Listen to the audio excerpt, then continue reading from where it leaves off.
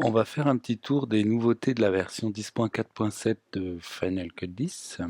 Des nouveautés qui concernent l'étalonnage. Ces nouveautés concernent essentiellement les masques, hein, le masque de forme, mais surtout le masque de couleur. Donc on va voir ça un petit peu en détail. Donc je vais prendre ce plan et l'idée ça va être de s'attaquer à ce jaune ici, d'essayer de le modifier indépendamment du reste de l'image.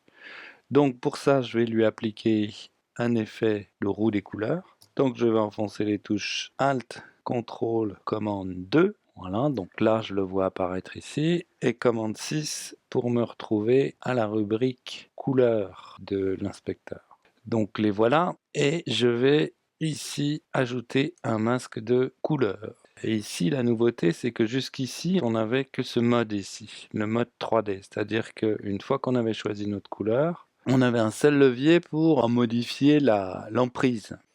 Donc en fait, ce qu'on va faire, c'est qu'on va pouvoir passer en mode TSL, c'est-à-dire teinte, saturation et luminance. Donc le mode TSL, il va permettre en fait de jouer sur ces trois leviers-là, la teinte, la saturation et la luminance.